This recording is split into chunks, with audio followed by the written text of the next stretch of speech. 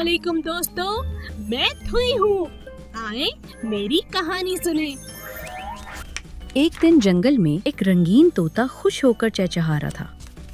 इतने में आसमान में एक छोटा प्यारा उड़ता हुआ गुजरा। तोता हैरान होकर बोला, वाह, ये तो बहुत तेज और ऊंचा उड़ रहा है। तोता ने अपने पर फैलाए और थोड़ा सा उड़ने की कोशिश की। उसने सीखा कि हर चीज की अपनी खास ताकत होती है।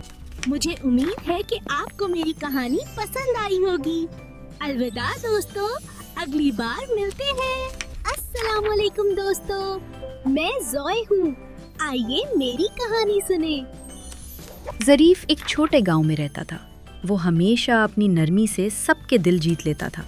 एक दिन उसने अपने घर के ज़ुरूफ साफ करने का फैसला किया। ज़रीफ ने आहिस्ता आहिस्ता हर ज़र्फ धोया और खुश होकर कहा, वाह, ये ज़ुरूफ तो चमक रहे हैं। उस दिन ज़रीफ ने देखा, मेहनत से काम करने का अच्छा नतीजा होता है। मुझे उम्मीद है कि आपको मेरी कहानी पसंद आई होगी। अलविदा दोस्तों, अगली बार मिलते हैं।